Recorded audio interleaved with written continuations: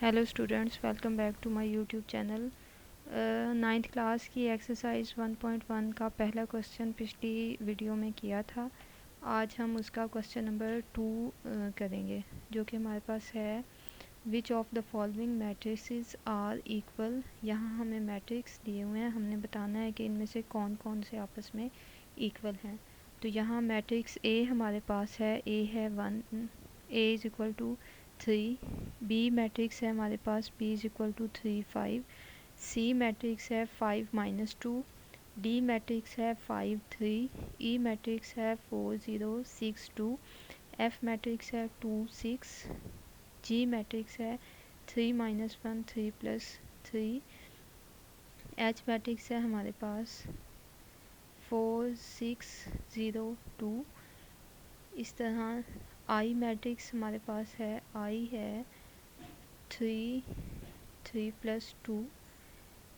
जे matrix हमारे पास है, जे इज़ इक्वल टू 2 +2 3 -2 2 +4 2 +0। तो ये हमारे पास मैट्रिक्स हैं। 10 मैट्रिक्स दिए हुए हैं, इसमें से हमने बताना है कौन से इक्वल है। तो जो सी मैट्रिक्स है इसे हम सिंप्लीफाई करके लिख सकते हैं, सी 3 5 -2 3 होता है। इस तरह बाकी सारे मैट्रिक्स भी हमें दिए हुए हैं। तो जी मैट्रिक्स को भी हम सिंप्लीफाई कर सकते हैं। इसकी पहली एंट्री है हमारे पास 3 -1, तो इसे हम लिख सकते हैं 3 -1 जो होता है वो इक्वल होता है 2 के। तो ये 2 आ जाएगा, 3 + 3 आ जाएगा 6 के इक्वल। तो जी आ जाएगा 2 6। हमने इनको मैट्रिक्स को इक्वल शो करना है, तो इक्वल की दो कंडीशंस थी। मैट्रिसेस का ऑर्डर सेम होना चाहिए और उनकी कॉरस्पॉन्डिंग एंट्रीज सेम होनी चाहिए। तो उसके लिए हम पहले सारे मैट्रिसेस का ऑर्डर निकालेंगे। ऑर्डर ऑफ ए हमारे पास आता है 1/1। ऑर्डर ऑफ बी में आता है 1/2, क्योंकि हमारे पास एक रो है, 2 कॉलम्स हैं। इसी तरह ऑर्डर ऑफ सी आ जाएगा 1 रो एंड 1 कॉलम, तो 1/1। इसी तरह हम ऑर्डर ऑफ मैट्रिक्स डी आ जाएगा, डी इज इक्वल टू आ जाएगा, इसमें एक रो है और 2 कॉलम्स हैं, तो ये आ जाएगा 1/2। इसी तरह हम ऑर्डर ऑफ ई आ जाएगा, ई में 2 रोज़ हैं और 2 कॉलम्स हैं, तो ये आ जाएगा 2/2 के। इसी तरह ऑर्डर ऑफ एफ मैट्रिक्स में हमारे पास क्या है, 2 रोज़ हैं, 1 कॉलम है, तो ये बनेगा 2/1। इस तरह order of G is equal to आ जाएगा, इसमें जी में हमारे पास हैं 2 रोज़ हैं और 1 कॉलम है, ठीक है। तो इसका ऑर्डर भी हमारे पास बनेगा 2/1। इस तरह निकालेंगे ऑर्डर ऑफ एच आ जाएगा 2 रोज़ और 2 कॉलम्स, तो ये बन जाएगा 2/2। इस तरह ऑर्डर ऑफ आई किसके इक्वल आएगा, इसमें एक रो है, ठीक है, इसे हम सिंप्लीफाई भी कर सकते हैं। यहाँ 3 + 2 5 हो जाएगा। तो इसमें एक रो है और 2 कॉलम्स हैं, तो ये बन जाएगा 1/2। इसी तरह आई के बाद जे को भी हम सिंप्लीफाई कर सकते हैं। 2 + 2 4 3 -2 1 2 + 4 6 2 + 0 2। तो अब देखें, इसमें 2 रोज़ हैं और 2 ही कॉलम्स हैं, तो इसका ऑर्डर बनेगा 2/2। तो order of J is equal to आ जाएगा 2/2, ठीक है। तो ये हमने सारे मैट्रिसेस के ऑर्डर्स निकाल लिए हैं, क्योंकि हमने इक्वल मैट्रिक्स की डेफिनेशन पीछे हम पढ़ चुके हैं। उसमें 2 कंडीशंस थी कि order of A order of B के इक्वल होना चाहिए और दोनों जो मैट्रिक्स हैं उनकी कॉरस्पॉन्डिंग एंट्रीज इक्वल होनी चाहिए। तो ये पहली कंडीशन जो है वो ऑर्डर की है, तो इस वजह से सब मैट्रिसेस के ऑर्डर निकाले हैं। अब इसमें से हम देखेंगे कि कौन कौन से मैट्रिसेस के ऑर्डर इक्वल हैं, तो जिन जिन के इक्वल होंगे फिर अब नेक्स्ट कंडीशन उनमें चेक करेंगे। तो यहाँ मैट्रिक्स ए जो है उसका ऑर्डर 1/1 है, मैट्रिक्स सी का ऑर्डर भी 1/1 है और इन दोनों का ही 1/1 है। तो अब इनकी एंट्रीज चेक कर लेते हैं। ए की एक ही एंट्री है 3, सी की एंट्री भी है 3, तो दोनों की एंट्रीज भी जो हैं वो इक्वल आ गई हैं, ऑर्डर्स तो इनके इक्वल थे ही पहले, तो इसका मतलब है ये दोनों कंडीशन सेटिस्फाई कर रहे हैं, तो ए जो हमारे पास आ जाएगा इक्वल सी के। ठीक है, तो ये दो तो इक्वल आ गए। अब नेक्स्ट हम चलते हैं, जो हमारे पास बी है उसका ऑर्डर है 1/2। अब देखते हैं कि और कौन कौन से मैट्रिक्स हमारे पास यहाँ हैं जिनका ऑर्डर 1/2 है। तो ऑर्डर सेम देख लेंगे, फिर नेक्स्ट कंडीशन पे जाएंगे। तो मैट्रिक्स डी का ऑर्डर भी 1/2 है और मैट्रिक्स आई का ऑर्डर भी 1/2 है। तो यहाँ तीन मैट्रिक्सेस हैं जिनके ऑर्डर 1/2 हैं। बी की एंट्रीज देखेंगे, डी की एंट्रीज देखेंगे, तो बी की पहली एंट्री 3 है, डी की पहली एंट्री 5 है, तो ये इक्वल नहीं है। कॉरस्पॉन्डिंग एंट्रीज को इक्वल होना चाहिए, तो 3 5 के इक्वल नहीं है, इस वजह से ये सेकंड कंडीशन पूरी नहीं कर रहा। तो बी और डी तो इक्वल नहीं होंगे। बी और आई को चेक कर लेते हैं। आई का ऑर्डर भी 1/2 है, बी का ऑर्डर भी 1/2 है। बी का पहली एंट्री 3 है, आई की भी 3 है, बी की दूसरी एंट्री 5 है, आई की भी दूसरी एंट्री 5 है। तो इसकी कॉरस्पॉन्डिंग एंट्रीज भी इक्वल आ गई हैं, ऑर्डर इनके इक्वल थे। तो यहाँ से हमारे पास matrix B is equal to आ गया है आई के। नेक्स्ट चलते हैं। नेक्स्ट अब देखते हैं ई का ऑर्डर। देखिए हमारे पास यहाँ है 2/2। अब देखते हैं और कौन कौन से मैट्रिक्स का 2/2 है। तो ई का ऑर्डर 2/2 है। नेक्स्ट एच मैट्रिक्स जो है उसका ऑर्डर भी 2/2 है और जे का ऑर्डर भी 2/2 है। तो फर्स्ट कंडीशन तो ये सेटिस्फाई कर रहे हैं। अब हम इनकी कॉरस्पॉन्डिंग एंट्रीज चेक करेंगे कि वो इक्वल हैं कि नहीं। तो ई की देख लेते हैं। ई में है 4 0 6 2। अब हम एच के साथ इसको कंपेयर कर लेते हैं। ई की पहली एंट्री 4 है, एच की भी 4 है, 0 फिर 0 फिर 6 6 2 2। तो इसकी सारी जो कॉरस्पॉन्डिंग एंट्रीज हैं वो इक्वल आ रही हैं, तो इसका मतलब है matrix E is equal to आ जाता है एच के। नेक्स्ट हमारे पास जे का ऑर्डर भी 2/2 था, तो उसको भी कंपेयर कर लेते हैं। ठीक है, तो इसमें ई की फर्स्ट 4 है, जे की भी 4 है, ई की 0 है और एच की 1 है सेकेंड एंट्री, तो 0 1 के इक्वल नहीं है। तो ये जो है सेकंड कंडीशन सेटिस्फाई नहीं कर रहा, इस वजह से जे जो है वो ई या एच के इक्वल नहीं आएगा। नेक्स्ट चलते हैं। नेक्स्ट एफ़ का ऑर्डर है 2/1 और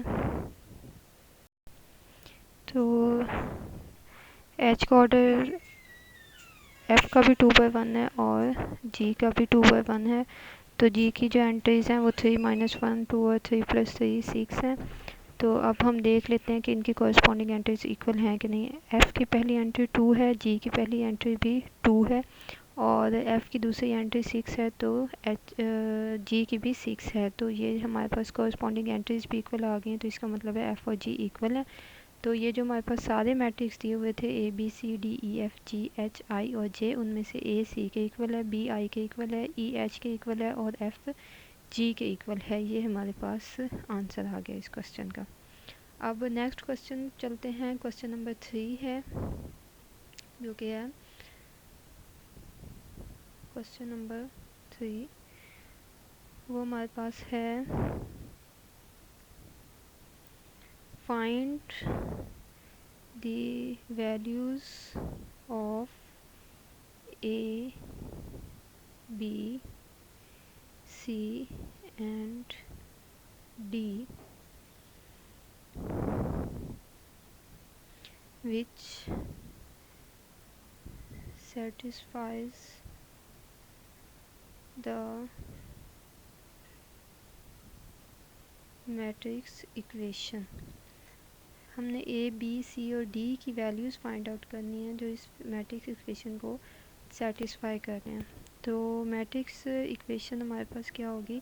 इक्वेशन वो होती है जिसमें इक्वलिटी का निशान आ रहा हो, इज़ इक्वल टू का निशान आ रहा हो, और मैट्रिक्स इक्वेशन वो होगी जिसमें जिस इक्वेशन में मैट्रिक्स यूज़ हो रहे हों। तो यहाँ हमारे पास मैट्रिक्स दिए हुए हैं दो जो कि इक्वल हैं, a + c a + 2b c - 1 4d - 6। ये मैट्रिक्स इक्वल है 0 -7 3 2d के। तो इक्वल की अभी हमने डेफिनेशन पढ़ी है, उसमें होता है कि दोनों मैट्रिक्स का ऑर्डर सेम होता है और उनकी कॉरस्पॉन्डिंग एंट्रीज इक्वल होती हैं। तो यहाँ हमारे पास दोनों मैट्रिक्स जो हैं इनका ऑर्डर सेम है और इनकी कॉरस्पॉन्डिंग एंट्रीज इक्वल होंगी। तो ये वाली कंडीशन यूज़ करते हुए हम इनकी वैल्यूज़ निकाल सकते हैं। तो यहाँ हमारे पास फर्स्ट एंट्री है a + c, वो इक्वल आ जाएगी 0 के। सेकंड एंट्री है a प्लस 2b, वो सेकंड एलिमेंट के इक्वल आ जाएगी -7 के। थर्ड है c माइनस 1, वो थर्ड के इक्वल आ जाएगी जो कि 3 है। फिर 4d माइनस 6 जो है वो उसकी कॉरस्पॉन्डिंग एंट्री 2d बन रही है, तो वो इसके इक्वल आ जाएगी। तो हमने इस मैट्रिक्स की मदद से 4 इक्वेशंस बना ली हैं, उन्हें नाम दे लेते हैं। इक्वेशन 1 है, 2 है, दैन 3 और 4। तो इन इक्वेशंस को सॉल्व करेंगे, हमारे पास a b c और d की वैल्यूज़ आ जाएंगी। तो इसमें हम पहले इक्वेशन 3 को लेते हैं, उसमें सिर्फ c ही इन्वॉल्व हो रहा है, तो यहाँ हम इसे थोड़ा सिंप्लीफाई करके c की वैल्यू निकाल लेंगे। So by equation 3c minus 1 is equal to 3, और ये जो माइनस का 1 है दूसरी साइड पे जाके प्लस का हो जाएगा, 3 आ जाएगा 3 प्लस 1, तो c इज इक्वल टू 4 आ जाएगा। c की वैल्यू हमारे पास आ गई। अब नेक्स्ट देखें, इक्वेशन 4 में सिर्फ d यूज़ हो रहा है, तो हम 4 में से d की वैल्यू निकाल लेंगे। यहाँ से आ जाएगा 4d minus 6 is equal to 2d। d वाली वैल्यूज़ को एक तरफ करने के लिए हम 2d को लेफ़्ट साइड पे ले आएंगे, यहाँ आके वो माइनस हो जाएगा, और 6 राइट साइड पे चला जाएगा, वहाँ जाके प्लस का हो जाएगा। तो 4d माइनस 2d और 6 जो है वो दूसरी साइड पे जाएगा तो प्लस का हो जाएगा 6। 4d माइनस 2d हमारे पास आ जाएंगे 2d इज इक्वल टू 6। तो यहाँ से d2 मल्टीप्लाई हो रहा था d के साथ, दूसरी तरफ जाएगा तो d डिवाइड हो जाएगा, तो d आ जाएगा 6 पर 2 3। अब ये हमारे पास d की वैल्यू आ गई है 3। अब हमारे पास बाकी रह गई हैं a और b की वैल्यू। तो अगर हम फर्स्ट इक्वेशन में जो कि है a plus C is equal to 0, उसमें c की वैल्यू सब्सटीट्यूट कर दें तो हमारे पास a की वैल्यू आ जाएगी। So by putting the value of c is equal to 4 in equation 1, so by putting c is equal to 4 in equation 1 we get c की जगह हम लिख देंगे 4, a plus 4 is equal to 0, और a आ जाएगा 0 minus 4, a आ जाएगा minus 4। ये हमारे पास a की वैल्यू आ गई, a भी हो गया। अब हमारे पास रह गया है b। सो b इन्वॉल्व हो रहा है इक्वेशन 2 में, a plus 2b is equal to -7। तो अगर हम यहाँ a की वैल्यू सब्सटीट्यूट कर दें तो हमारे पास b की वैल्यू आ जाएगी। By putting a is equal to -4 in equation 2 we get, जहाँ a है वहाँ -4 आ जाएगा, तो ये -4 plus 2b is equal to आ जाएगा -7।